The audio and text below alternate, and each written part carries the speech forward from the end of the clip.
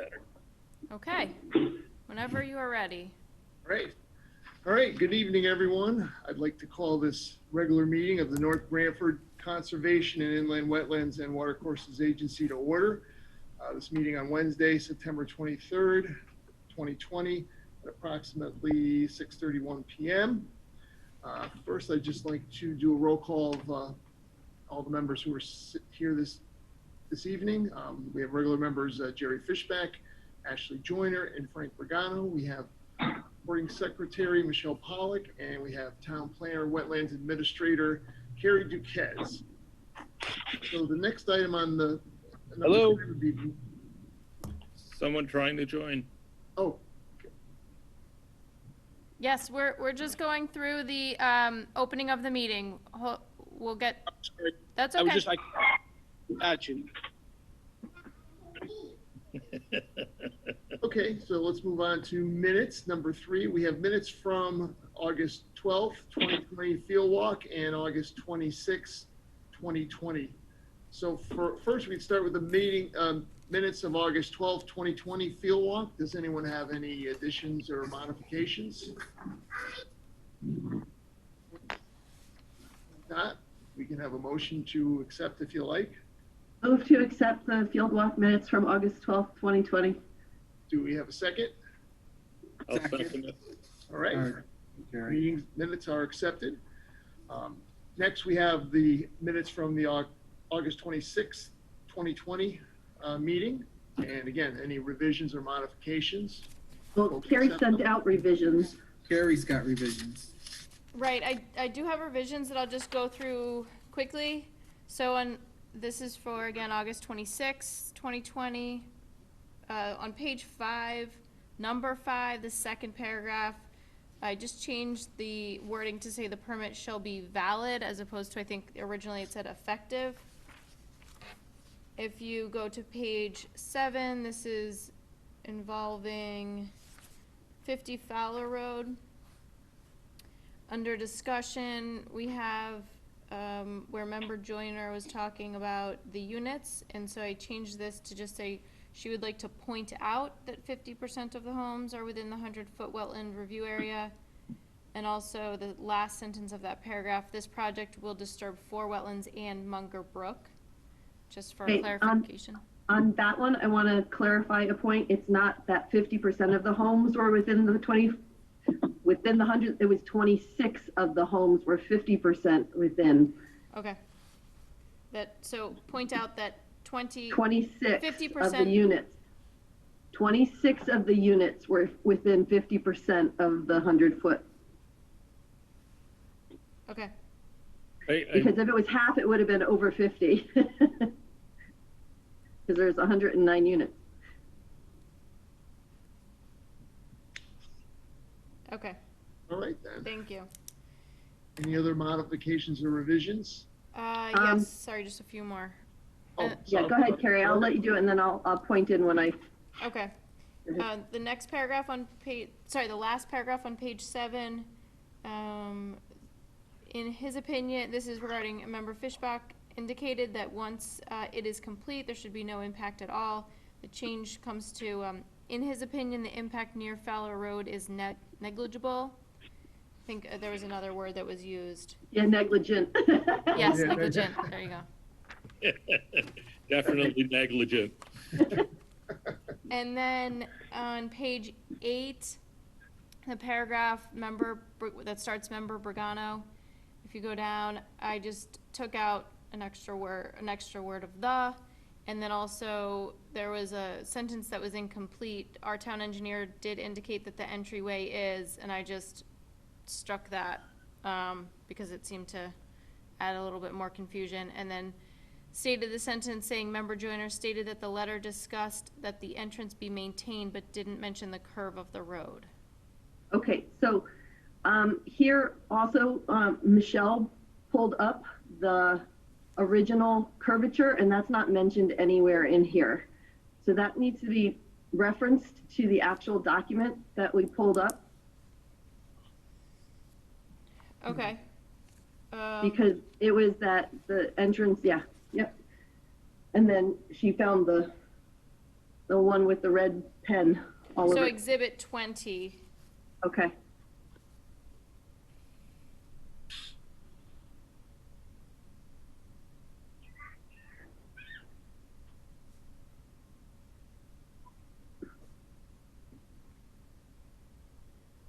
Okay. Oh. And going down, just took out the extra word of that in this sentence. Member Joyner believes that the entrance was mentioned, but not the curvature of the road. You know, and struck that after this Yep. point. And then correctly spelled David Lord's last name. And then the last sentence of that paragraph, it is irrelevant if a wetland is man-made or not, it is the charge of the agency to protect it. And Instead then of just protest it, yes. clarified, Town Planner Duquesne indicated that the motion does not reference what is being discussed. She stated that the alternative shown was not an engineered drawing, and then struck that last sentence, prior to construction, the filling of the wetlands during construction. Yep. And I think finally, on page 9, I just clarified, under the second paragraph where it says Chairman Scavo, it was, condition 20A, not 28, and then clarifying Town Planner Duquesne, she is not clear if the engineering will work, as there are no complete design relating to this and the possible changes to the stormwater report, which is based on what is engineered. And then just clarifying that there was a modification to the original motion to identify Unit 13 under item 24 and add item 25, which is the motion above. So Michelle, I can send you these. I think I did send them maybe as part of the package. Yeah, they were in the packet. Did you have anything else, Ashley? But did you? No, not me personally. Did you do the one on B where you, wetlands at 87 Cyril Road? Did you mention that? You have it in bold on the sheet you gave us. I didn't hear you say it. If you said it, I'm sorry. I did not. Which one is that? It's one on page 9B, IWWA number 2020-4, that paragraph, you put in bold at 87 Cyril Road.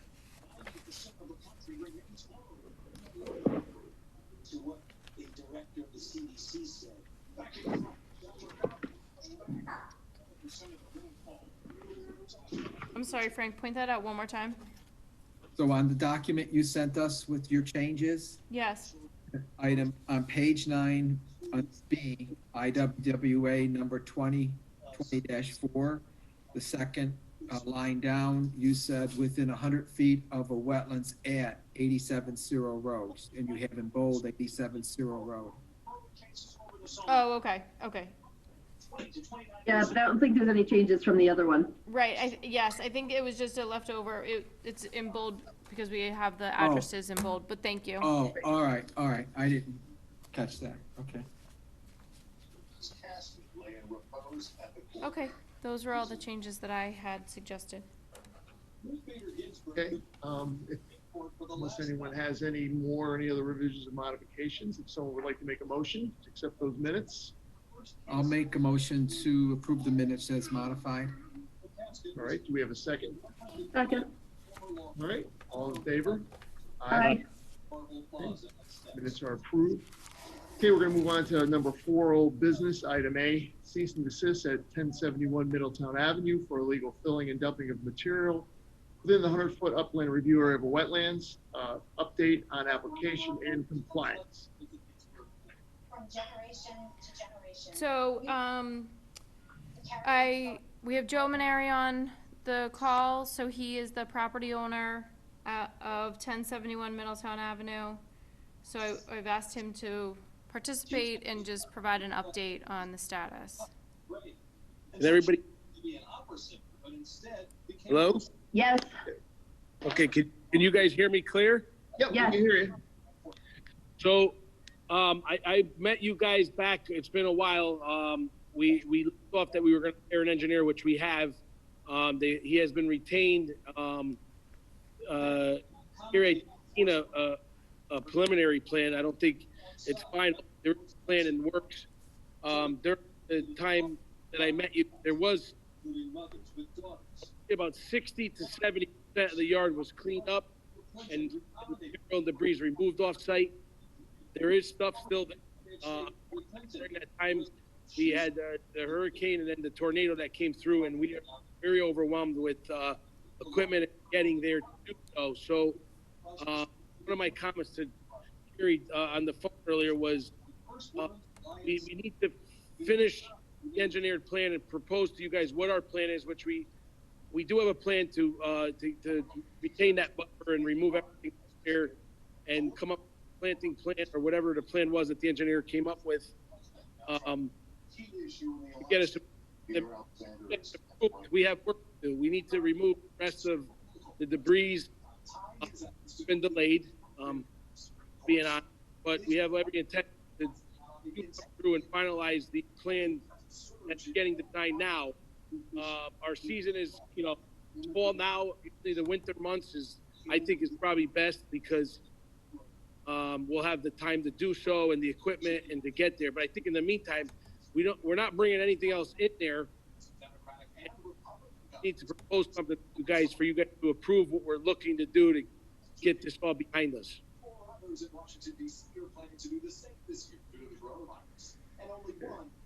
Does anyone have any comments or feedback? Gary, when's the last time that Mr. Maneri came in front of us? Was it back in February? Yes, I would say January or February. Okay, and from that time in February until the time of the storms, nothing was done. And in fact, it looked like it was worse at a time. Well, that's false because we actually, I want to say we removed approximately, I would say about 800 in debris out of the site, out of the air. There was definitely work done, and the trash removed. If you remember, a lot of this had to do with the trash. So we had to get the trash out of there, which we clearly aren't putting trash there anymore. The stump was a big part of it, and the brush. Stumps have been hauled out. I would say about 70%, 60 to 70% of what was there from February to now is removed. So there's about 30% based off that meeting left over, which I need to set up and get out of there. But we're having trouble with the delay of the storms and stuff. So I do have to disagree that you can't say that nothing was done because that's false. Gary, do you have any updated photos? Can I say something? I can substantiate that they did take stumps out because I happen to be driving, I live in the area and I was driving by, this is months ago now, before the storms, and there was trailers pulling the stumps out. So I did witness trailers pulling the stumps out in the spring of the year. I don't remember when, but I did witness that. It was in March. It was like March, April. Agree. It was somewhere around there, and you had brought some of them across the street. Sorry, there was a lot of separation involved. So we had to have a machine there separating stumps. There was it was just a big pile of everything. So there were stumps, there were logs, there was topsoil. And what we did was we hauled the stumps out as much as we could until we got to the point where, we just had nowhere else to bring them to. And then we separated the dirt. There is now a dirt pile back there that is separated, and we could find a home for that as well, or if you guys approve the plan that we have. And then we did remove if you guys remember, there was a ton of logs there. Those are all gone too. So you can't say that nothing was done. So we are making an effort. Is it done? No. I am at fault for that. I had every intention of finishing it, but we then ran into the storms, and we hired an engineer to basically get an approval, which I would have liked and would have loved to have that done, which wasn't done. And then obviously we had the COVID involved, so we lost some time with meetings and everybody had excuses. So I'm not here to make an excuse. I value my property. I value you guys, and keeping the relationship with the town's important to me. But unfortunately, it's just taken a little longer to get there than I anticipated. So I think if I could propose to you what I have on paper, which hopefully Carrie could show you guys sooner than later, I could get Mike Bennett to send you guys a preliminary draft to just kind of start getting your heads around it, so you know that we are working towards the finish line. So has anything been submitted yet? No. No, okay. So do you anticipate, Mr. Maneri, maybe getting that by the next meeting, or maybe Carrie can answer that, you know, the plan to, you think it's in a month? So Mike Bennett, meaning my engineer, my brothers and I sat down and we strategically all put our, 4 cents in, because there was 4 of us. What was I guided us what the regulations are with towns, meaning what are, to the normal typical tie lines with buffers. We are going to lose some of the area that we purchased the property. There is an area that we know that we're going to end up losing, that we have proposed to you guys that we thought that we would always be able to use. So there's definitely a majority of loss for us as far as usage of land that we're going to be proposing to you, and you guys haven't seen yet. So he's kind of keeping us in the path of right and wrong. We talked about moving things off the wetland area to satisfy the regulations and keeping everybody happy, and then putting up some type of barrier or something to not have it happen again. And then we were also talking about making bins. I mean, this is a project, and I think it's definitely going to happen over the winter. But I think it's like the way I said it to Carrie this morning or today was, buy a piece of raw land, you got to get it approved before you go in there and bring all the equipment. Not that I'm looking for an excuse to delay time or anything, but I almost rather get a strategic plan, not add anything else to the property, not make the problem any more worse than it has become, but just basically work a little bit longer together to get an approval, so I could sit down with everybody and say, okay, here's the plan. This is what we're doing. Order all the mafia block if it's approved, and getting this yard up the par so that we could make this place look great. We have every intention to, paint the building before the winter. And I want to landscape the front of it next year. And I'm going to propose all that to you guys too, so you know that we could, so you guys know that we're going to be putting effort into the building, because we want it to look nice too. It's our home, and we want to make it part of the community the right way. So all the things that you propose sound great. We just need to see the plan. So I guess that's all I'm asking. Approximately when do you think it'd be ready? A month or two? Just to get a ballpark. 'Cause you can't do anything until we get the plan and so, hopefully approve it. So the plan is pretty much almost done. I've seen it myself. Okay. But I think I got to do as a sign of good faith is get you guys that in front of you, even if it's a preliminary, get on the agenda, start talking about it, and start working towards something. But to be totally honest with you, we're in almost going into October, and I know we're going to start slowing down in the middle of November, and it's definitely a good winter project to get this thing wrapped up. I don't want it to go much longer than really January, to be honest. I'm hoping we can be approved and have everything done by then.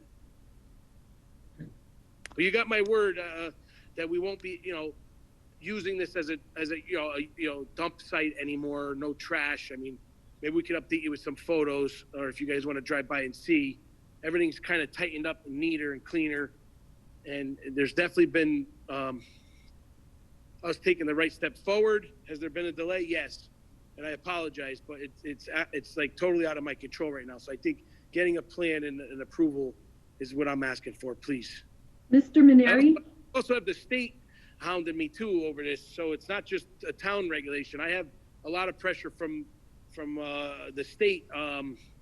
I don't know exactly who it is. It's something with, I don't know who it is, but it's somebody that I could get fined a lot of money. They're threatening us with a hefty fine, and we have the attorney on that to just ask for a little bit more time too as well. And I think with them knowing that we're working to town, that would help, because we are a local small business, and we don't want to be put out of, not that we would be put out, but we don't want to have an issue like this. We want to make it right. I mean, that's what we're here talking about. Mr. Maneri? Yes. Would you be opposed to any of us stopping by to look? No, I would like to be there if possible, just so I could kind of point and explain where we were and where we are now, and what we're planning to do. I would love for that. Carrie, you want to set something up? I would Sure. love to do that. Yeah, that's fine. Can we do it now? Can we set it now while we're all on the phone? Yes. Well- Yeah, absolutely. Friday? No. Okay, next. No. How about next week? Mondays are bad and Fridays are usually bad. This Friday I'm actually around, but any Tuesday, Wednesday, Thursday, any day works for me. What time of day works best? Evenings, I think, for most people. Yeah, because For me- Steve can't get out of work until 5:30. I can get there by 5:30. Not a problem. If that still gives us some, I think it's still light out by then, right? Yeah. We could do. You tell me what night, and I'm actually going to make sure my brothers are there too, because I feel like they need to be a part of this. Because we're a team, and without them, Could we say 5:30 on the you 30th? know, we need to do it together. Could we do Wednesday, the 30th? That's it. Perfect. Yep, Fine with me. sounds good to me. All right. So That that's would, I'll probably be late. What? I'm sorry, what did you say, I said Wednesday. Wednesday? Wednesday the 30th will be tight for me. I most likely will be late. Would you prefer a different day, Frank? that's okay. Well, Probably. Well, I could do, what'd you say, it was Monday, Tuesday, Wednesday, or Thursday? I could do, that day at 5:30 is very tough for me. Do Do you we- want? Everybody there? Can we just get a majority? I mean, it sounds like we're missing one person. Just go, just go, and I'll just get there when I get there. Because it's Yeah. 55 seconds from my house. Are It's not- sure? okay. Okay. Yeah, Okay. All right. Thanks. and if I can leave a little earlier, I'll leave a little earlier. Okay. 5:30 Wednesday, and I'm going to do my best to get my engineer there too as well. And I'll try to get a map so we can all look at it, because it might be better to point out what what it is, what we're looking to do, and just we could all talk about it for 15 minutes, and it might even save some time on the approval part of it, because maybe you guys could talk to Mike Ben on what you guys are okay with and not okay with. Okay. Yeah, that would be very good. All right. Well, with that being said, I'll see you guys October 30th. You said 5:30. correct? September. Yep. September 30th. Yes. I'm sorry. I don't want to push it. All right. Thank you. All right. Thank you. All Okay, right, thank thank you. you. See you next week. Bye. Okay, I guess we can move on to item 5, new business. Wait a Item second, A. wait, Steve. I Sorry. just have to acknowledge Frank's eye roll with the mafia blocks. was gonna This is say the for the second one that record. did that, and poor Frank was like, I was dying. I did look that up, and I actually talked to some engineers that live in the Midwest, and that is a New York area term. That's Uh-huh. because in the early 1900s, the concrete business was dominated by Italians, Yep. and excess concrete was made into these blocks. It's not that term is not used anywhere outside of this region, as far as I can tell, because I talked to a number of civil engineers. They're looking at me like, what? We never heard of that. What is that? So- And it was the amount of people that were tied to it and thrown into the river. or cast inside.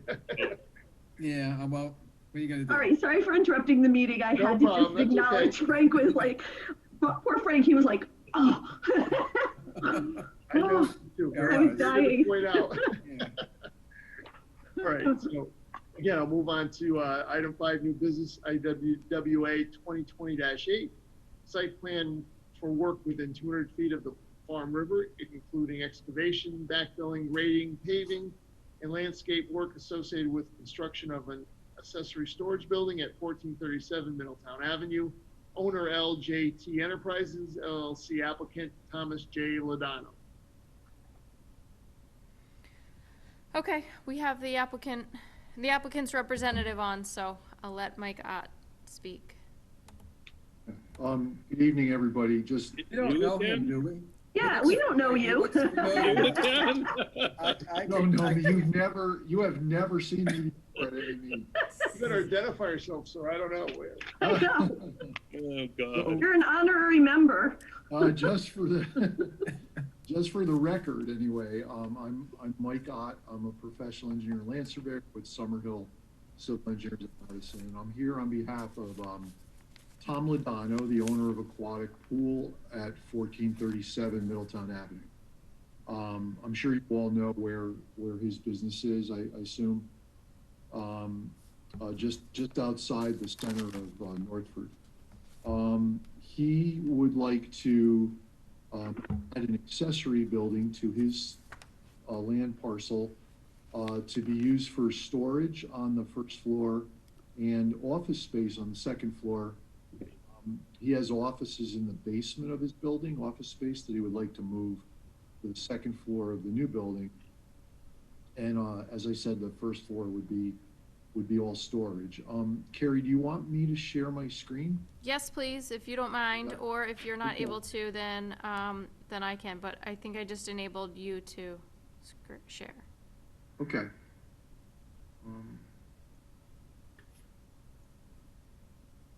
So can you all see that? Yes. Okay. So Route 17, Middletown Avenue, up at the top, the center of Northford, as you know, to the west, to the left. Tom's existing building here, if you can see my cursor. And then I'm going to zoom in a little bit. The Farm River is to the rear of the site. It's not shown on this survey, but the wetland boundary, which I'm tracing now, is shown on the survey. Comes up to a point right here and heads back down towards the river. Sorry, what did you say that dash line was? Oh, that's the inland wetland boundary. I'll trace Okay. it again. So it's off his property as I'm tracing it, but then it goes on to his property. This little point right here goes on to his property. So again, farm river back here. All this activity is within 200 feet of the farm river. The dashed blue line is 100 feet offset from the wetland. So the 100-foot upland review area. And this gray L-shaped area is the building that he would like to construct. There is, I don't know if any of you have been to this site, but there's parking here behind the building, and then there's a pool, a display pool, an in-ground pool, and a patio, and there's various displays back here. I'll zoom in a little more, you might be able to see this. For instance, there's a stone wall display here, different panels of different stone types, and there's another one here. There's a patio material type display here. There is a pergola here and some outdoor kitchen display, gas grills and granite countertops and that kind of thing. So all associated with his current business. So he'd like to remove some of that, construct this building, this concrete apron that we've shown here hatched, and this connection to the existing sanitary sewer. There's some grading. The ground falls off at the back of his property, so you can see there's some proposed grading here. There's 152 elevation contour and the 150 contour. And if you look at that spot shot right there, it's 150.1. So it's the depth of fill, the maximum depth of fill looks to be 149 to 153, probably 4 feet at the back of the building. And this is a 4-to-1 slope that I've shown, and it would be a lawn. This dark dashed line is a sediment control barrier, which is called out here as a double barrier, straw bales and geotextile fence. Carrie and Kurt have reviewed the drawings, at least preliminarily. Carrie asked me, where did the wetland boundary come from? And I've added a note indicating that it came from the previous survey that was done when the wetland boundary was delineated when this building went in. I forget how long ago it was. I actually did it, but it was, I'm getting old and I don't remember every project I worked on. I don't know when this was. Carrie also asked if we could show the 200-foot offset from the Farm River. We don't know exactly where the Farm River is back here. On the application form, I included all the disturbed area on the site in the box where it says how much area will be disturbed within 200 feet. So it really doesn't matter where that is exactly because we've noted the entire disturbed area, square footage.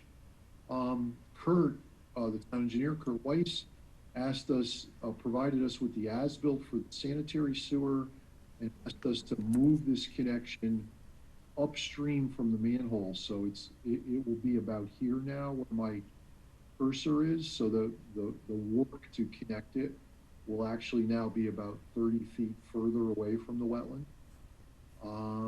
And Kurt also asked us to try to infiltrate the roof water from the building. So we're going to add a roof water infiltration system right behind the building in this area that we're regrading. And that was the extent of at least their preliminary comments. They may have more, but those were their preliminary staff review comments. I think that's pretty much it, and I'd be glad to answer any questions. I know you're just receiving it tonight, but be glad to answer any questions that you might have. Can I ask? Carrie, do you have a GFI picture of the river to this property? Do you have an overhead? Did you ask me, Ashley? No, I was asking Carrie if she had an overhead. Oh. Because a lot of times she'll show us an overhead. Actually, I'm looking at that now on my other computer. I'm looking at Google. Yeah, I can Okay. bring it up real quick if you'd like. Yeah, that'd be great, Mike, if you can. Well, yeah, let me, I don't know if you guys know, but your GIS is kind of slow. So, but I'll bring it up while we're talking if you want to ask some other questions. Well, if you go to Google Maps, it's pretty quick. Yeah, we could do, I'm looking at Google Maps and I know you have it shown here somewhat. I'll do it that way. Yeah, That's a heavily treated area. What's that, Frank? I'm sorry. That's a heavily treated area in the back there. It is. We show the tree line here. Right now. Right. That's the tree line. And so how much of those trees are you going to disturb? Just to the limits of grading. That's a lot. You're gonna take out literally all the trees that border with the post office, including the 24-inch diameter maple. And no, these aren't, other than this big tree here, there's small stuff here. I'd have to go back out in the field and look where the individual trees are. But yeah, this curly line is the tree line. And the grading, these grades are 8 feet apart. So this silt fence is probably 20 feet from the back of the building. And it looks like, yep, here it's about 20 feet into the tree line. Up here, it's probably 30 to 40 feet into the tree line. Mm-hmm. Right here. Yeah, see, so when I'm looking at the Google Maps, which depicts the Farm River, and what I'm perceiving, it doesn't mean it's reality. What I'm perceiving is literally you're going to be taking the trees out virtually to the Farm River. Oh, I believe that. That's not the case at all. You guys should go on a site walk. I was just gonna say, maybe the best thing we should do is Yay! sidewalk, and let's go look at, I just think it's just so All hard right. to tell. I That's figured we great. go there and look at it, and maybe Mike, you could mark out the corners of, the building. Yeah, if you'll especially mark it from out. the back. Oh, yeah. And then maybe you Yeah. could, then you could discuss with us the limits from the back of the building, how far back you'll be either grading or moving trees, and that way, at least we'll know, you know? So I Yeah. was able to get the GIS. I'm just gonna share that really quick. Oh, I'll unshare my screen. There we go. So the one change here is that if you can see where my cursor is with this little notch that sticks out, Mm-hmm. that is now part of, not now, but that is part of the aquatics property. So our assessor's information is incorrect on the GIS. But Mike, am I correct in saying that the building is proposed kind of generally in this area? Yeah. Yep, And then the Farm River is over here. right. And it looks like where the red line is would be the extent of the clearing of trees. Yeah, Yeah, let's go, let me look at, yeah, I bet if we go back to my plan, that might be close, actually, yeah. So I'll stop. I'll share my screen again.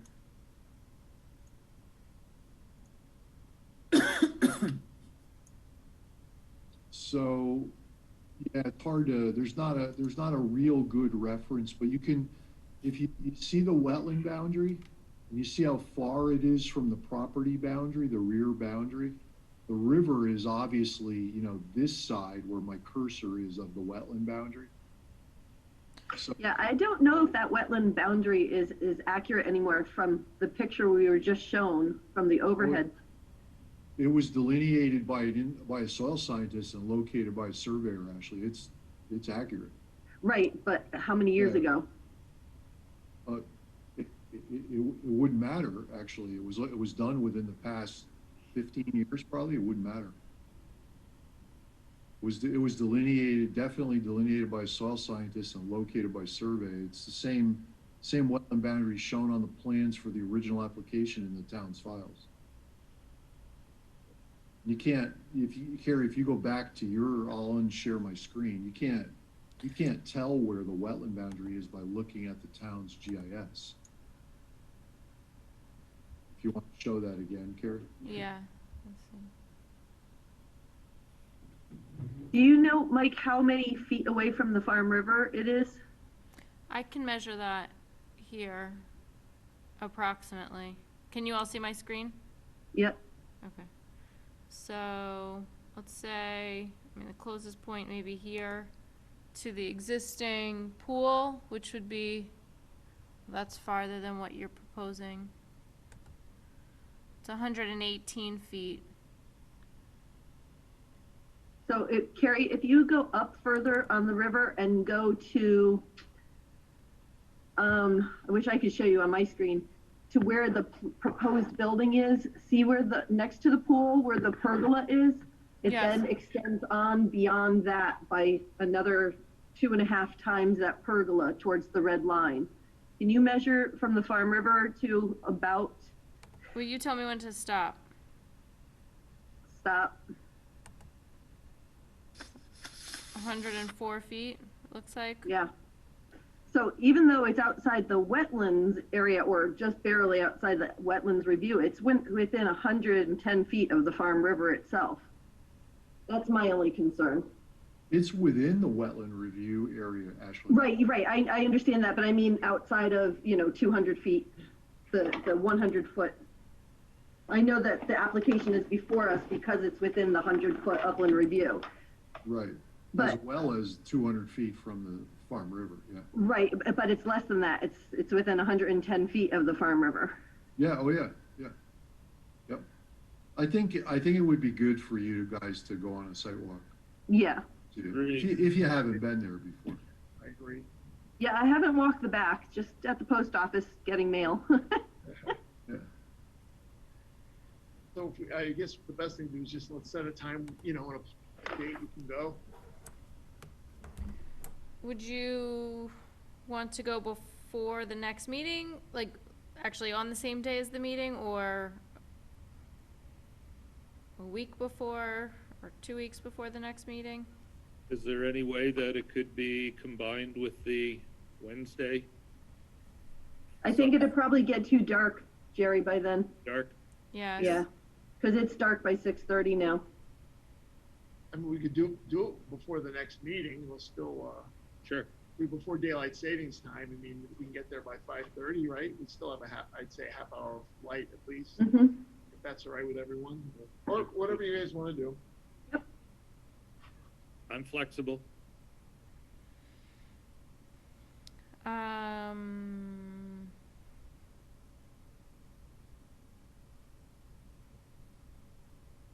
don't know.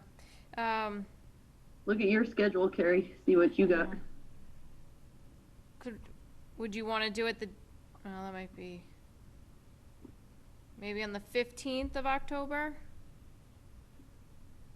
I have a planning and zoning meeting that night, so I thought maybe I could That do would be two fine birds with with me. one stone. It's okay with me. Frank? Yep, it's fine with me. So Thursday the 15th, does that work for you, Mike? Yep. Okay. 5:30? I mean, you can do it earlier too, it's up to you guys. I can arrange, that as long as works. I have time, I can get there by, whatever it's easy for everyone else, but I can get there earlier if you'd You want to say like. 5? Yeah, 5 is fine. Yeah, that'd be great. 5 o'clock would be best for me. Yeah, no, I can, That's fine. I have enough time to, that's not a problem. Okay. So Thursday, October 15th at 5 o'clock. Yes. Okay. Okay.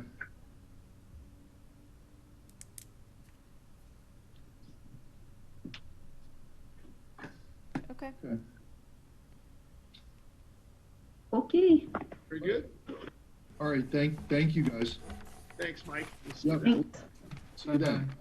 Yep, thank you. So is there a vote to continue to the October 28th meeting? Just need So a motion, moved. right? If someone wants to make one. I Second. move that we continue IWWA 2020-8 site plan for work within 200 feet of the Farm River at 1437 Middletown Avenue until our next meeting, October, what did you say, 22nd? 28th. 28th. And I'll second that. All right, all in favor? Aye. Aye, okay. Motion passed. All right, then I guess we can move on to item 6, which is the Wetland Enforcement Officer's Report. Item A, the first item would be update on work at Mill Pond Tavern. So I've asked Andy Bizzuto to attend the meeting, and I think he's on a call. Andy, you may have to push *6 to unmute yourself.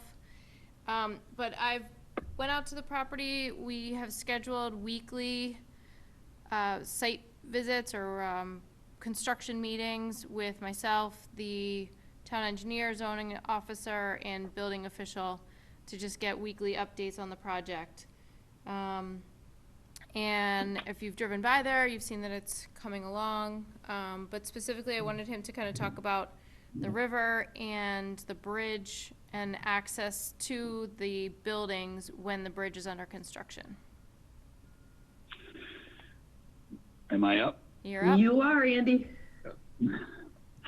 Thank you, guys. Thank you for spending the time because it is an important mission and we've done our public duty before, and I sit here listening to what you're doing. And Ashley, I know you've been around the horn a long time, so thank you for all of you. It's what makes the thing work for us. So, but that being said, everything is going very well. A little slow for my liking, but again, it's okay. We don't need to rush good things. That being said, the rock doctor has just left the building like Elvis Presley on the north side of the building where we were doing the dam. We did, I don't mean to say the dam, but where we resurrected the old rocks of the dam.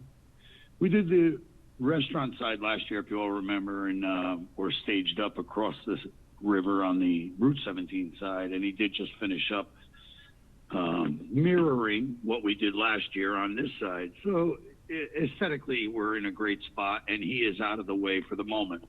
That also is where our plan is to span the 23.6 feet that we have between the present rocks, I guess, or let's say edges of each side of what was once a dam. And, excuse me, and that was the ultimate goal, to use for access as we take the bridge apart and begin constructing on that. That being said, the segue for the bridge. We're all very close to final prints. It doesn't make me too happy because there's a whole bunch of piles that we didn't anticipate. It looks like we'll have pile construction on the Route 17 side. And there is the discrepancy of how many piles that is at this point. There's a number of them, close to 100, that we would be drilling into the bedrock and setting caisson and concrete that will come up to the present day elevation and not disturb anything existing in the river or on each side. Just like we said originally, we stepped back 18 feet on the Route 17 side and over 20 some odd feet on the other side. For an example, the present day span is 22 feet of what we have as a bridge today. The new span when we're done is 56 feet. So that's just an example of how much we've gone to stay out of the river's way. We step back on each side of the existing by that many feet. That's all be self-explanatory once the print is done, and it's very close. That being said, that's the way we're going to access, is from north of the dam, or let's say north of the restaurant, will be only foot access. We're going to park the vehicles where the rock doctor, the fellow that just built it, that segregated area. Thank you for letting me put the driveway down there, because that's really our only access as we do the project. I'm hoping to have limited, well, let's say not limited, I guess really I'm hoping to not close down for more than 2.5, 3 weeks. That was the original goal, where we should have a schedule right alongside this final print. We already know 40% of the construction for the bridge can be done subterraneously without disturbing the access that we have today. But then there's a drop point where we have to stop and blow the bridge, I guess, for lack of a better word. I do not mean that literally. We will remove the deck. We will do the proper construction and come up with the pylons and their such. Again, the pylons are really a big part of the bridge, and we can be driving them without closing access. So that's a good sign, and it also helps you guys and us protect the river, because we really maybe only need that access for that length of time, meaning up by the dam. That being said, all is well underneath. Structurally, we're out of there. We're actually putting in the sewer pipe and line towards the pump station, which finishes hence near the bridge. A lot of the infrastructure, the building is 75%. We are waiting also for a final print on the architectural design of the wedding venue hall, which is pretty much a barn. It's a 50 by 90 barn that will go on that cement slab you may have seen when you drive by. And one of the holdups was the egress, making sure we had all the proper egress and this and that and every other. That should be finalized any day as well. That will be submitted to the town for final approval on the permitting process. We're figuring it'll be spring. There's no doubt about it. It'll be spring, but we're not nervous in any way, because restaurants today aren't, really in full operation with COVID. And I think timing will fare us well. There's a huge amount of interest, as you know. They also have 2 tentative, very formalized tenants. Matter of fact, one of them has multiple locations across the country and comes in very, very high end. They actually have the Foxwoods Casino. They've been there for a number of years. Prime Steakhouse. I've talked with them 3 times, and I think they're really fit the mode and the ultimate goal, is we do want to have a steakhouse. So they're looking like a very strong tenant, and that'll help launch the process. They're very interested in the hall as well, and that was unannounced. I had built the process here so we can lock out each location and have a multiple ownership presence, but these guys see the value in the destination location. They definitely see the whole model that where your food's from and all that other great things and the dream and all that crap. But they do agree that with Corona and the virus, that, things are going to change around our food sources as well. And so I was happy to see that they do have the similar vision, and that, these are Chicago, Aspen, Colorado, and Miami folks that actually didn't mind looking at this project. And I'm like, I was kind of outside the box, like, this isn't for real. But I got to say, they keep coming back and are very strong advocates, and actually have a prep menu and have done some real legwork with their PR group. And they have, again, this is a real restaurant group, formal. So I think it might be more than what I need. And I keep explaining to them, this is a blue collar town. And yeah, we are trying to design the table at the farm, guys. That's really where we're headed. And they don't need really the high-end affluent dishes, but they totally get it. And they love the premise that, average restaurant costs for food and purchase is like 30 to 34%. It just made sense to them having the guy that's the farmer and the butcher and the beef man and that such, that they could drive a lot of revenue out of that. I thought the concept was good. But anyway, so we are moving along, and it is getting formal, more and more formal. I'm pretty happy with it. I want to thank you guys, because honestly, it is important that we protect everything we have there, and I'm very conscious of that. But it is also important that we spotlight this river. And the Farm River comes through Northford, and it's called the Farm River because most of the farms are on that river. And I'm very excited to be able to do what I did there, because I truly believe there should be education built around that. As you guys all know, man, we were protected in the last 200 years on that site. And I'm glad that you let us expose it. And there's been more and more interest, even from Yale, about a potential archaeological thing and documenting more about what has happened there over the history. And I've done my best to know what I'm talking about with what has evolved over the years. But I got to tell you, there's not a lot of it. We should do what we can to document what we have. And that doesn't mean me and you. I'd love to see someone come in formal and do whatever they do. But after we're open, after we're all sitting on the deck having a cocktail watching it, So that's where I stand. But I'm open for any questions. And I hear you're going on an awful... Oh, no comment on the Mafia blocks? You're saying that. All right, and you were spot on. That was for the bottom of the river, Ashley. You're not supposed to talk like that, Ashley. I had you muted on purpose, Andy. I left the room like Elvis Presley when you guys start talking like that. But yeah, Andy? any questions? I'm here to help. Go ahead. Yeah, Andy, I just wanted to be clear. After the footbridge is no longer needed, is that going to be restored back to normal, no footbridge? Or are you intending to keep the footbridge? Ashley, there's been my original intention, and the reason I fit out the other side was to put like a cast iron bridge for pitchers. And that was all based on, like, if I can ever get liquid above the dam. We have all that Chinese knotweed and all that invasive crap up there.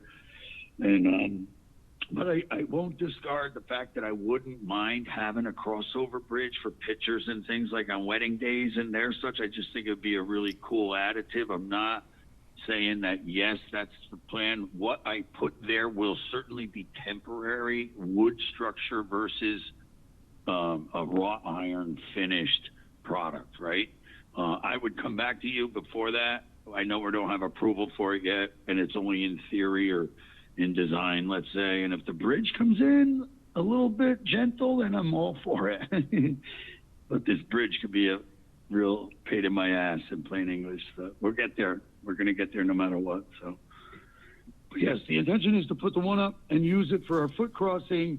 And then maybe I propose to you at that time a final design on a bridge. They have a walkover in, they got the Hamden Farmington Trail, whatever the hell that's called. It runs all the way up through the western part of even Mass now. I guess it goes into Mass. There's a couple of bridges along that way that were dropped in place for walking span bridges of 20 and 30 feet. And I actually have a friend of mine who's a friend who knows the guy that designed them and blah, blah, blah, blah, blah. I have not opened that can of worms yet. I'm just trying to finish with what we have on our plate. But I would bring that group in who did the formal layout on a bunch of walkover bridges for that Farmington Canal walkway. So that may come back to you. So I hope that answers your question, Ash. But for the moment, I just needed access. I don't want to break up more than, you guys have been really genuine. So I'm not trying to reinvent the wheel until I bring it in formal. Okay. Other than that, we're pretty good. I mean, I'm done with messing with your river as much as I had to. I mean, from where we were, we're light years away from that now, guys. So thank you, honestly, for the support. At least we're going to get able to clean it up and make it fresh again. I got a question, Andy. Did you dredge the pond at all, or I understood that you decided not to?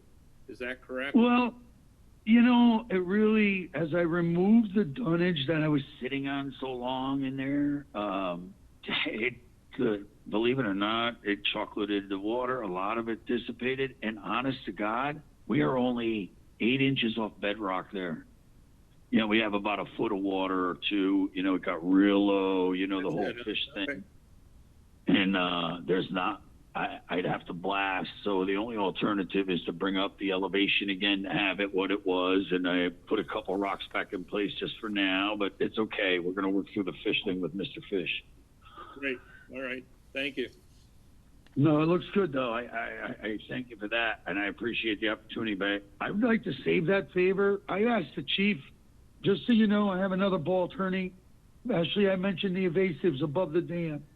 Mm-hmm. I was talking with Chief earlier because what we're doing there, he wanted a fire line out to the highway, and then my sprinkler company, Hartford Sprinkler, they sat down with the group and said, why don't we pull off of the existing area that, under the mill pond. They have, like, at the bottom of Lane's Pond, they have that Knox's Pond, and they have the PVC that the firemen hook up to and suck the water out during a fire. So for our project, they worked it all out that we're going to add a cistern, I guess is what the formal name is, to the area of the pond, I guess, the river. You know what? Jesus, I guess this is something that's going to really interest you guys, isn't it? Mm-hmm. I'm not done in the river. Guys, I just... Right. Let's open another can. Yeah, we gotta talk about something. They want a cistern. It's like a concrete casket, and I don't mean that in a terrible way. A box, let's say, that is actually more vertical. It's about 4 feet deep by 6 by 6. There's some dimensions on it, and they want me to place that in the river so that it stays full with a filter on it, and that if there's ever a fire at the mill pond, yes, we have this big 11,000 gallon tank, but the fastest way would be to pull right from the river, believe it or not. And that's what led us to the conversation with the chief about a fire pond north of the dam. So I was asking them if he had any problem with me dredging the dirt north of the dam. I don't want to build a dam. I'd like to take the dirt that's silted in out, which gets rid of my invasives, and then the water level would literally be as high as it is underneath the mill pond, 3 feet. So it would be a large cask of water. It'd have great retention, and it wouldn't be very deep. We wouldn't dam. The fish still have their fish way all the way up through. So the fire chief said, geez, I don't know, it's been done before. The state would have to chime in. I took the opportunity to go to the state because I got friends over there. And they said, how does that work with the state fire guys? And they actually said, Andy, I got to tell you, I don't think I can remember in any part of my career that when a town came to us, especially a town without, city water or plumbed water, similar to us, rural areas, and they came to us with a fire pond, it's never been refused. As long as you have your local approvals, your fire chief, and everybody's on board and there's the need, the state has never refused one of those. So there is opportunity to do that. And again, guys, I'm only giving you this because it's really down the street a minute. It's not today. I really got to finish the bridge. I really got to get our parking lot set. It's not today. But I do want you to be abreast of the situation that it may be viable. I did ask the chief, and he said, Andy, he wouldn't oppose it, but he'd have some things that he'd like to add. Like he would love, if it was ever to come to be, a hookup on Route 17 that would be pressurized, and we'd have a pump and blah, blah, blah. It just goes into a little technicality. But it's very feasible. And it would actually serve a lot of the houses on the north end. God forbid, like we had the fire with Raffone there, Scott Raffone, his house. But anyways, that's not today, and I'm sorry to talk to your ears off, but that's just the vision, that's the dream, that's the way we're headed. And I welcome any of you guys to come up. Honestly, you've been great, and I'm not afraid to talk to you about anything I've done.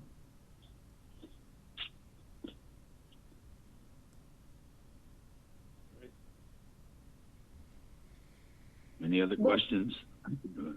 Thanks for the update, Andy. Anytime, guys, and stop by. Ashley, you know, the post office is about a stone's throw, so I look forward to seeing you. I'm just saying, and if you're walking the river at Tommy Aquatic, why don't you just keep coming up? It's awful nice. We might just do that. No downside. I welcome you guys. I thank you for your time tonight and all your hard work. Thank you, Andy. Thank you, Andy. Have a good night. Okay, guys. Have a good night. Nate. All right, then I guess we can move on to item B, which is discussion regarding Cedar Lake and DEP permit application for controlling invasive species. So I just wanted to give you an update on this. We haven't talked about it for quite a few months now. So if you'll remember, there was concerns from residents who live around Cedar Lake, property owners, as well as the beach association in regards to the water level rising with Tilcon adding some water to the lake, but then also invasive species. So this is just pertaining to the invasive species. And All Habitat is a company that treats pesticides, treats invasives with pesticides, but they are, I've spoken with them. Gina Ravesi is hiring them for her property. Other property owners, maybe the association will end up using them or another company, but I just wanted to let you know they will need a permit through from DEP, and I spoke with someone at All Habitat, and they will be applying for those permits, and I will let you know once that happens. And then we're hoping to make some headway with clearing out the drainage component of Cedar Lake to try and have the flow be improved, but that's still in the works, but I'll let you know as that progresses as well. Thank you. Carrie, just quick, you meant herbicides on that? Yes, yes. Yes, that's okay. Sorry. I got wind of a huge project where Lake Quannapock in Guilford, North Guilford, they're actually going in there with herbicides to clear the entire lake of invasive species.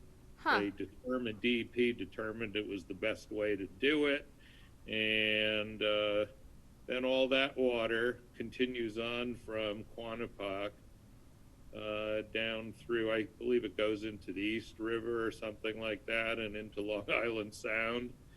But nobody seems to be too concerned about that. But I think there's a lot we need to learn about this. Do you know who's doing the work in Guilford? Or I could find out too. Yeah, I don't know who's doing the work, but there was a number of articles about it online and stuff. Some of the local residents are up in arms, and other ones are all for it, and there's been a lot of debate back and forth. Should we go in mechanically and remove all the weeds are growing up to the point where the lake is inches deep in parts, and they're trying to go figure out, should mechanically remove these plants or use a herbicide, and I believe that what they're going to do is use a form of Roundup. Oh, wow. That's terrible. Yeah, that's what DP had decided on. So I think we need to bone up a little bit on this stuff. Wow. Okay, I will find out more. Right. Talk about lawsuits in the future when that gets into drinking water. Holy crap. It's all going to go right into the Sound eventually. Yeah. I just Okay. thought I'd mention that. Okay, that's helpful, thank you. Thank you. All right, I guess we can move on to item C, discussion regarding possible text amendments. Okay, so, I have kind of a list, general outline that was in your packet. I don't know that I captured everything that was discussed at previous meetings, but maybe this is more of just a starting point, and then we can kind of take it from here. So the first item that I have on here is talking about application requirements. And so I was looking at our current regulations. This is a minor change, but while we're at it, might as well address having that, having in our regulations that the applications can be downloaded from the town's website. So especially in COVID, that's been very important to have that as a resource. And the next bullet is require information be provided to the wetlands agent a minimum of 7 calendar days prior to the wetlands meeting when the item will be discussed. So the nexus of Can I that, interrupt? I don't think that's sufficient, 7 days. okay, I would say 14, okay, because by the time you get them logged in and do whatever you need to do, it's gonna, puts it too close to when we receive them, and we should have, it's part of our packet the week before. yes. And Carrie, can I bring up something while Frank was just on that point? We had a previous one. I know you can't see that. Sorry. There we go. Oh, No, no. I'll just read it. Anyway, we had a previous one that was proposed to be added, 7.8.a. If a public hearing is to be held on any application for a permit, all substantive documentary evidence should be no less than 5 business days prior. I don't think that's enough either. Yes. Yeah, I agree, longer, yeah. Excuse me, guys, I had informed Carrie, but I need to sign out, so, thank you, and everyone have a great evening. Thank you. Thank you, Jerry. All right, let's see if I Enjoy. know how to do this. Yeah, thank you, bye-bye. Bye, Jer. Okay, that's helpful. Well, the other piece is, and I believe this is part of the state regulations, from when we did the training, the packages are supposed to be given to you complete Right. up front. Yes. And we've been very lax on. In those requirements. Yeah, especially with Fowler Road, where it was Oh. like continually. I think we learned from that these need to be tightened up. I really think we have to be strict with that the packages must be complete when they're received, and there really shouldn't be any changes from what they give us to what we're gonna review. And they should get it to you 14 days before the meeting. Yep. Right. Yeah, absolutely. Otherwise, we continue going back and forth, and it gets confusing, and it keeps changing, and Right. Well, and understandably, there'll be changes during the process, but I totally agree that at the submittal time that, yeah, hearing things like, oh, don't look at that one, it will be revised, is not a good sign when you hear that No. at the first meeting. Now, the initial Right. documentation that you asked for, we understand during the meeting when we asked for different things, but as we know in the Fowler Road application, especially going back to the first one, that went out over 5-6 months, and you still weren't getting stuff in a timely manner, so. I Yes. think Right. that It felt like they were testing us with different things, throwing it at us Yeah, and seeing what would stick. It just was, I mean, you're right, you can't, it doesn't give, it's not fair to you and Kurt, because you have to do the bulk of the reviewing, and it puts you in a tight spot before several of our meetings, so I absolutely agree, let's make those changes if we can. yeah, because I really think if they give us the package, it should be complete. And if they come with the meeting with, oh, we want to add this, we should not accept it. We should say, sorry, that was the package, we're reviewing this. Yes. If you want to withdraw the package and restart all over again, you can, but we shouldn't keep. Yeah, I mean, it's one thing during the course of a big application that we ask for things to Right. be changed, and that's Agreed. different, right, we just want to clarify that. But things that Carrie and Kurt say, I need to see this, this, and this, initial application, they didn't provide it, and it was dragging out over months. So that you're right. You can't I come in agree. with So pie in do the sky you, requests. It should be on the application.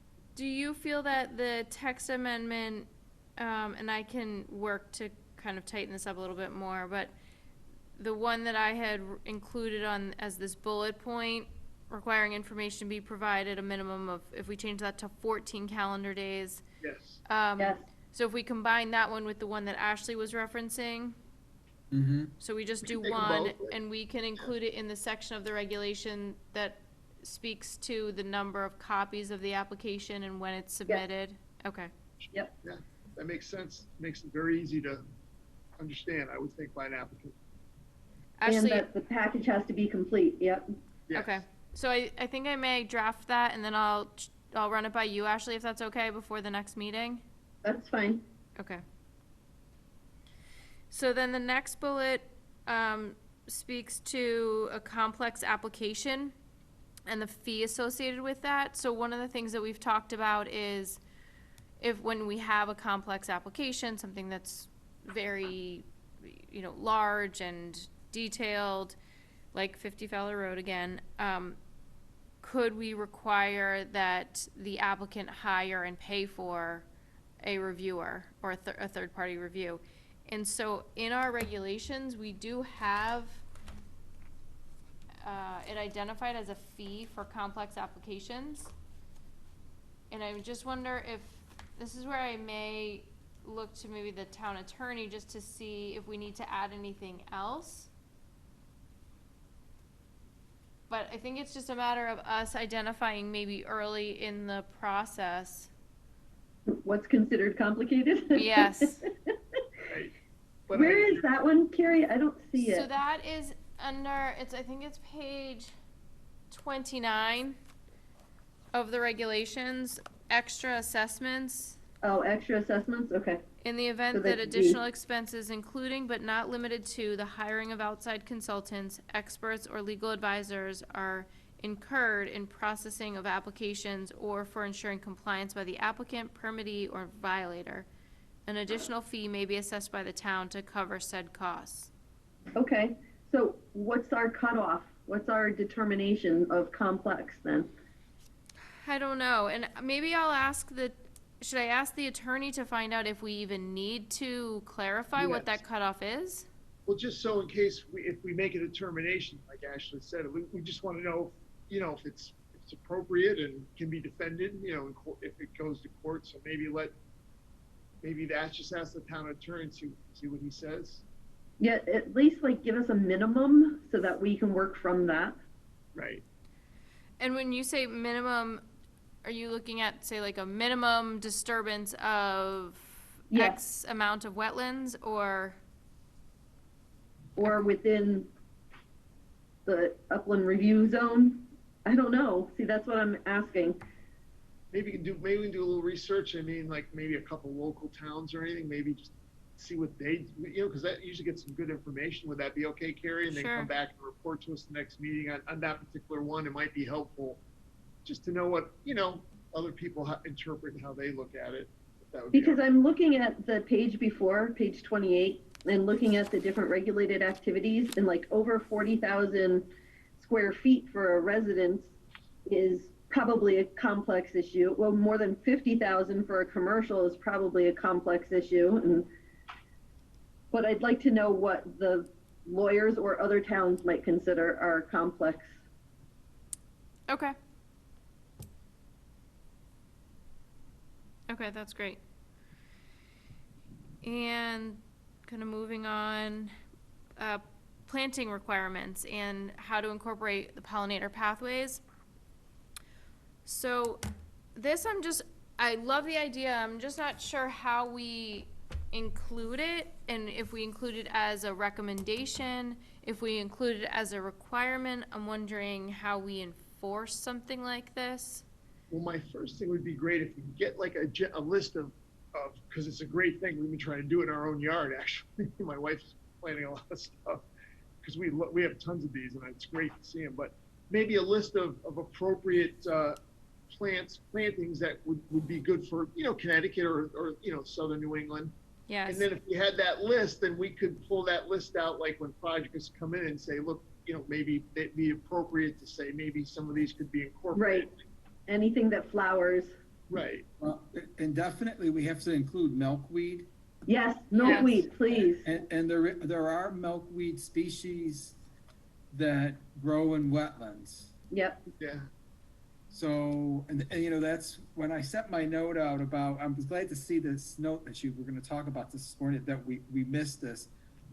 I really think we should put something in there to as make it part of our regs, that they have to put in pollinator plants, and that there's be a certain mix of X% of milkweed and et cetera, because the monarch butterflies, according to this article I sent you, are really getting hammered. Yep. And, No, that's a good point. I just think it would be great to include that. Okay. I just think having the list would be helpful, so we can kind of pull it out in some of the Right. applications, and we can make recommendations and. Well, and what if we even, like you say, Steve, provide the applicant with the list of plantings? Yeah. And then it's, Yeah, choose, it's like a menu, choose from here. Right, and then they can report and pick what might work best on that, because every site's a little different, but certainly. We can probably, ask them to plant a percentage of whatever we're requiring them in plantings to Right. be pollinator plants. Right. Right, that would actually be a good idea, with appropriate plants that would work on their site, which, if we have a list, then it should be. And again, I'm gonna be the dog with one bone on this, but a percentage of those should be milkweed.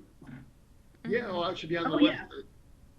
I'm considering that as part of the pollinator, even though they're not bees, they're still butterflies, It's and they're still, pollinators. it's still. Well, actually, I think the article I sent you, they talked about them as, that they do contribute to pollination. Right, They- butterflies are pollinators. Flower. Butterflies are, yes. Mhm.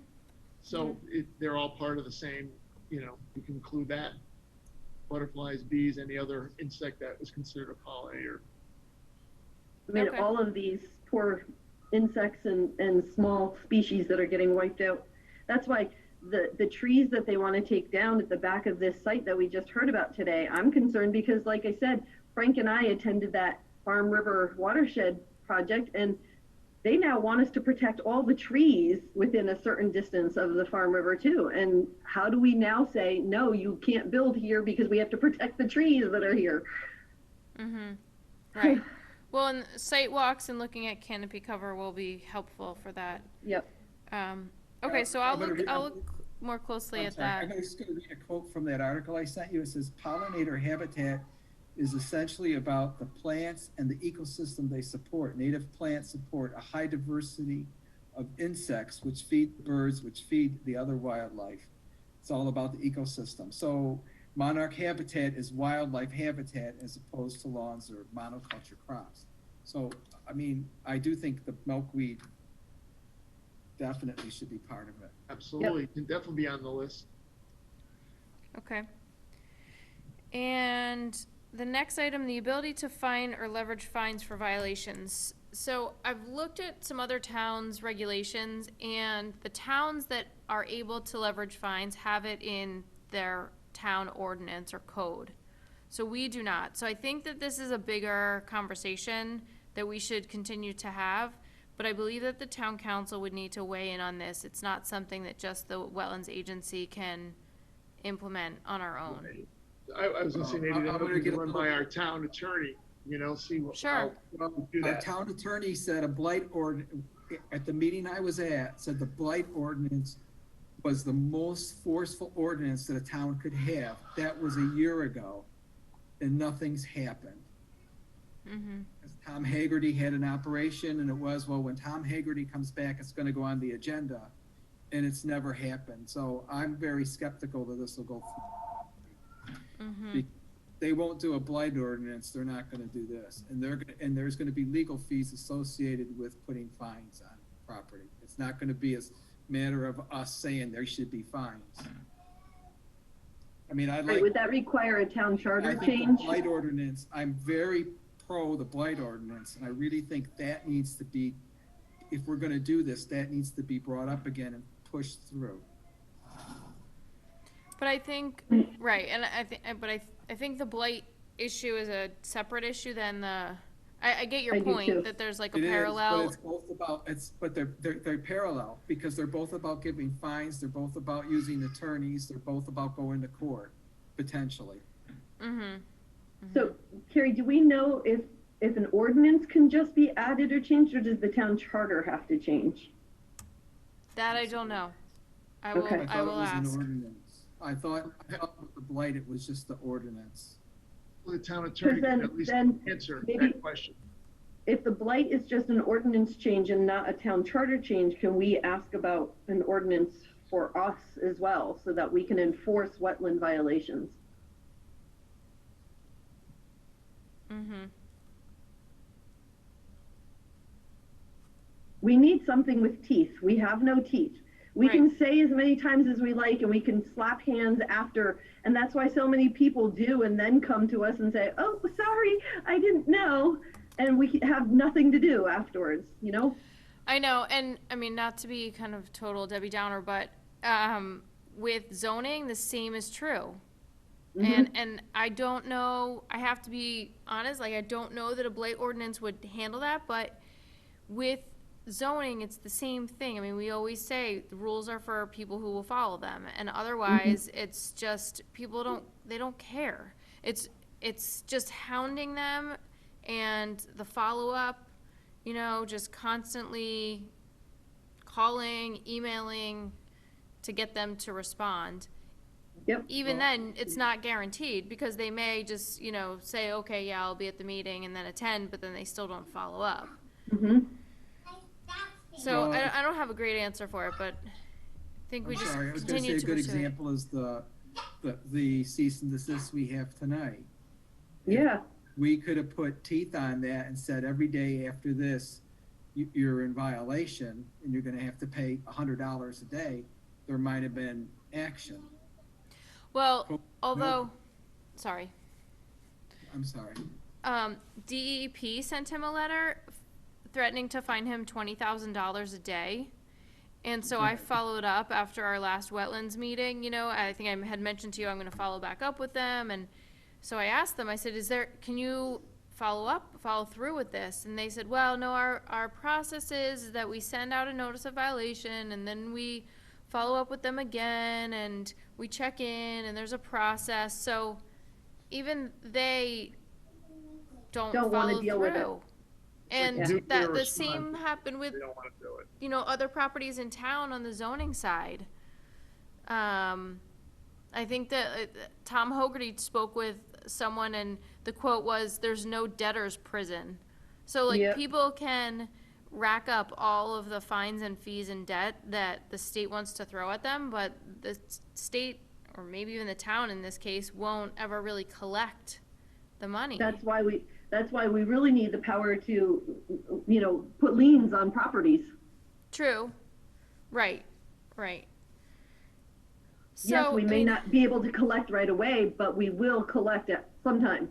right, and so, and that's, so in that example, do you remember the property on Totucket Road where the gentleman did the work on the wall and he didn't have yeah. a permit, and we went out there, and he Uh-huh. never followed through with an application because he didn't have the money for an engineer, so I filed a cease and desist on his land records. So it will really only come to fruition in that case if he ever sells. Or when he dies and it goes to probate. Right, His heirs won't be able to do anything with it because it'll be in liens, yeah, but right, right now, he could live it in 20 years and right. it's I don't know.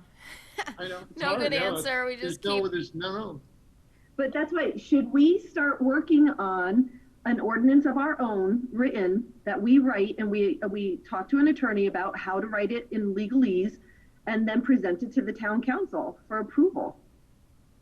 we could try. I don't know. We could try. Well, like I said, run it by the town attorney. Let's maybe next meeting we can get some, you know, find out at least what we need to do, you know. Just so that we can either impose liens on properties, or if we can find violators of wetland regulations. Okay. We have to be able to do something. We have no teeth right now. Mm-hmm. Okay, I'll ask and find out. Is there any, sorry, I'm sorry, so forgive me, but Tom Haggerty's back, right? Yes. So is there any way we can get the blight ordinance back on the agenda? Because the reason why it was tabled was because Haggerty wasn't there. I can find out. I don't know where things stand with that. They're nowhere because he wasn't around. Mm-hmm. That was the sole reason, because I was at the meeting, that was the sole reason it was tabled. Right. And if he's back, then I think it's incumbent on, I hate to say this, Tom and you to bring this back up and say, Tom's back. Mm-hmm. Close the loop on it at least. Yeah, at least, and I think that'll give you an indication if it's worth spending any effort on fines for this. Okay. Because if they're not gonna do that, they're not gonna do this. Yeah, but I think maybe with our ordinance, Frank, for our wetlands violations, they might move on it because it has nothing to do with them and they don't have to enforce anything. It would be on us and on Carrie. Yeah, but you're still, where that is on them is the cost for illegal. Okay. That's how they viewed it with the blight ordinance. Because in order to do it, okay, you levy a fine, who's levying the fine, right? You're gonna have, that was part of the blight ordinance. Is a police officer gonna go do that? Who's gonna do that? You're gonna have to go to court. I mean, there's all that legal part, which I'm not an expert on. Okay. But at the end of the day, it's gonna cost the town money, and is the money that it's gonna cost them worth the amount of money they're gonna collect? Yeah, because How steep is the fine gonna be to justify the effort, right? because when I filed against the town, I filed against planning and zoning, but yeah, the town attorney had to go to fight it. Right. Well, and I Yeah. think I agree with what you're saying of maybe the town being hesitant to incur additional legal fees with a new ordinance.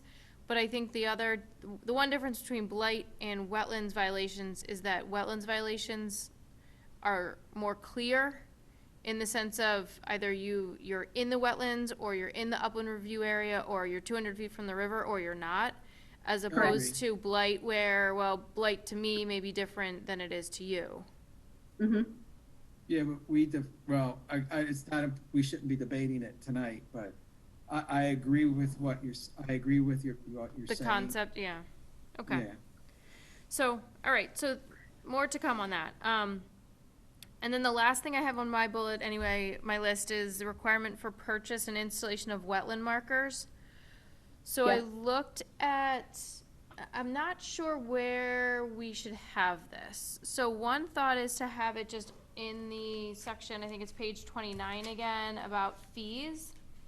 And we just list it there, saying, wetland markers cost X amount and will be required, Yeah, every 50 feet or whatever. Yeah, as seen fit by the wetlands agency, Yep.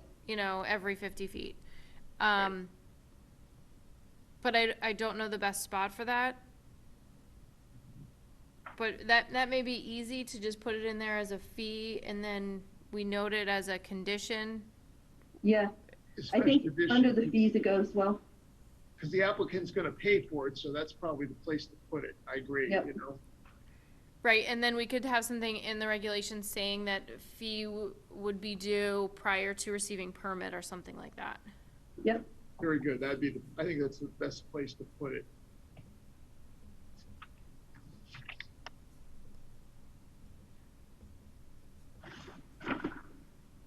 So if you're all set there, Kara, I guess the next item would be item D, update on Farm River Watershed Project. Yeah, so just a quick summary of this. So based on what we just talked about, I will put together a proposed text amendment on the items where we can act. So I won't be able to do anything on the fees, but I'll be able to follow up.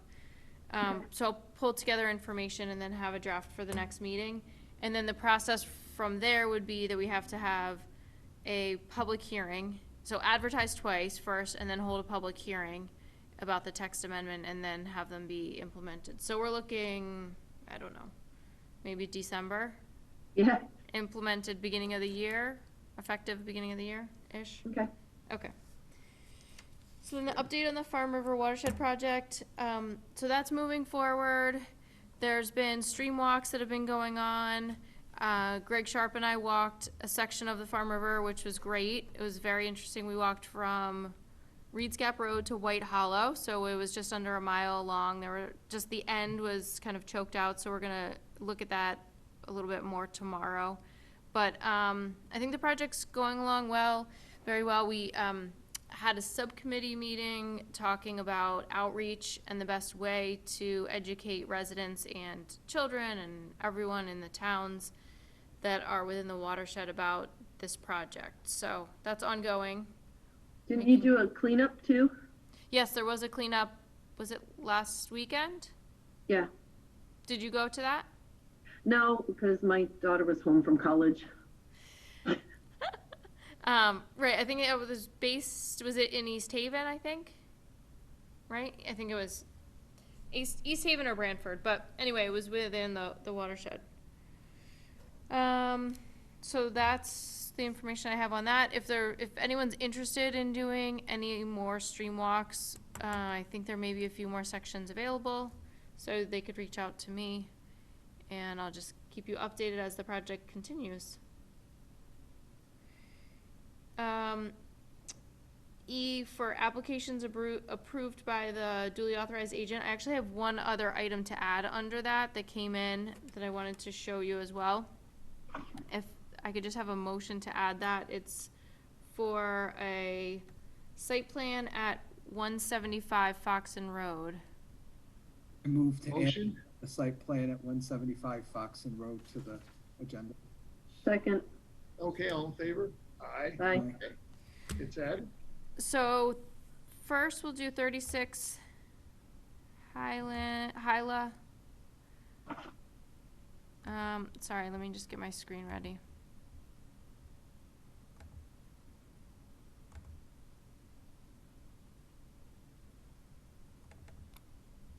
This is how I look every day at class. Wait, hang on. Let me pull it up. Wait, let me pull it up.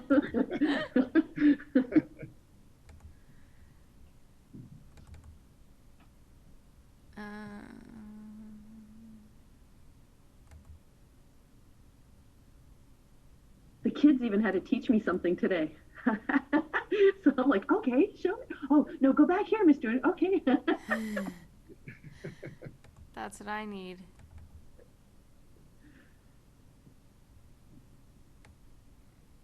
Have you had any COVID cases in your district? Not reported. I have a kid who's out for 2 weeks. But Guilford had one in the high school. yeah, North Branford had one in the high school. And 19 kids were quarantined based on it. Oh, Okay, so this is 36 Hilah Lane, and they're proposing a 24-foot in diameter above-ground pool and deck. So the wetland area doesn't actually show up as wetlands on our GIS, but there is an intermittent stream that's back here. So he did say in the spring, this area has flooded in the past. There were some areas that were blocked that he took away the tree trunks that were blocking it. So last year he didn't have the same issue. The water did still come up, but just so that you can see what it looks like. Sorry, let me do this. Is there an easy way to share? I don't know why. I don't know. I think Google Meets is much easier to use. I haven't. Can you see this photo? We see the screen. We see your folder. Oh. Yeah. All right, hold on. All right, Michelle, you're getting me dizzy here. I don't know how to make this picture smaller.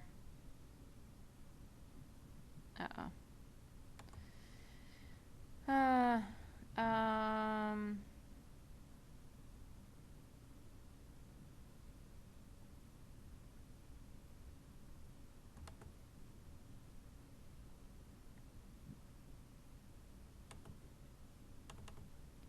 So if I open this, it won't.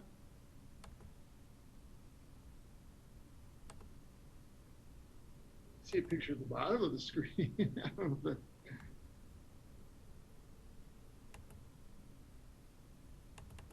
Is it not letting you click on that and open it? Right. Can you right click and open it that way? Or go to open up on the top there underneath the bar? Say that again? It's thinking.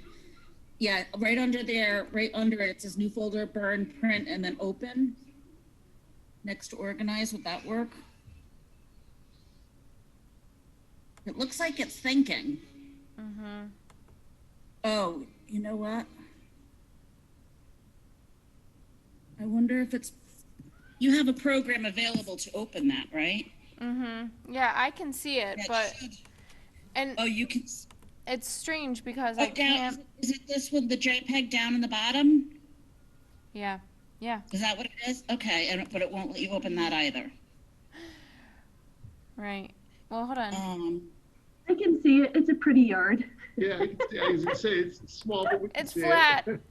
Screen, it's The lawn, point right? is, it's, So, right, new and the share. pool's going right I in the think, middle, is the it, middle of the lawn, right? I don't know if it's on, because it's on the E drive. Well, and anyway, so I tried to open it before I share. Let me try that again. But then I can't.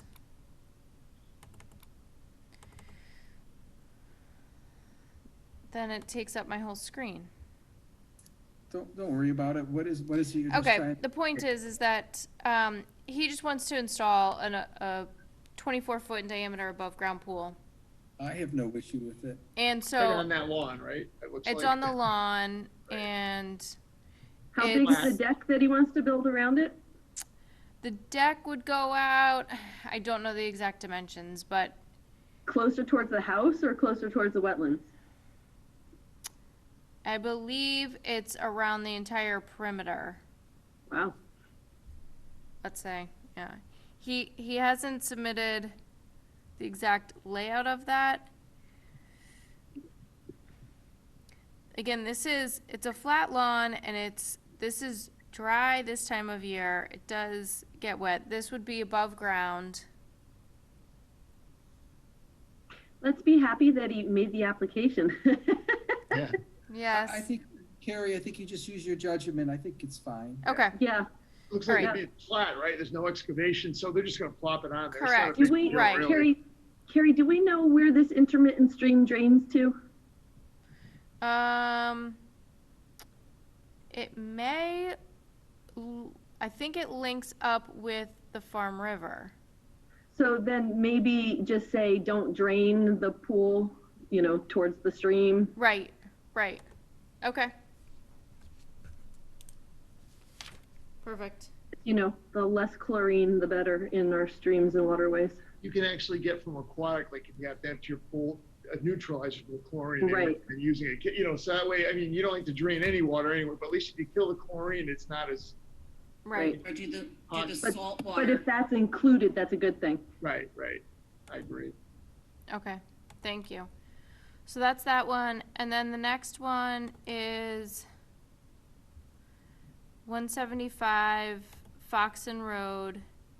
This is Walt's Auto Body, and what they are looking to do is add a shed, so they do auto body servicing, repairs, and they would like to construct a carport on the upland side of the Farm River, so they'd be within about 110 feet of the Farm River.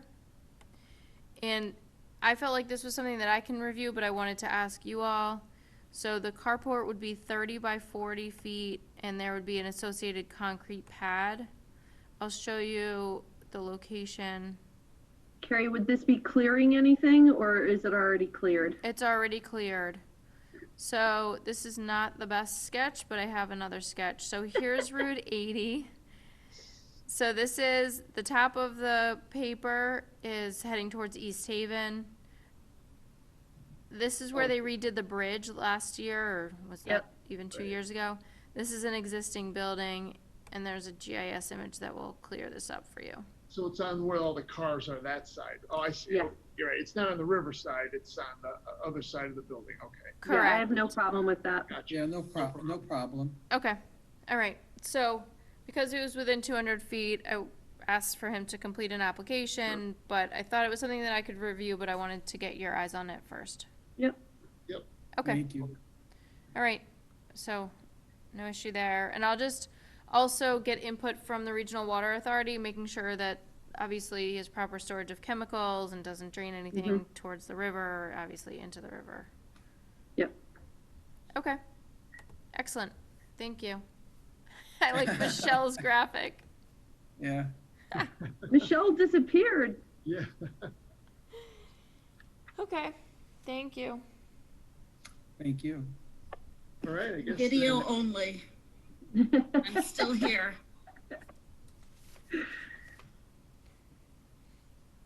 So if someone wants to make a motion to adjourn, if we're all done, feel free. Go ahead, Frank. Motion to adjourn. I second. All right, all in favor? Aye. Meeting adjourned. Good night, everyone. Good Everyone. night, thank you very Night. much. Bye-bye. Fun with the Good night. grandchild, Frank. Thank you. Thank you. Bye. Teach her well. I'm gonna try. Bye. Bye.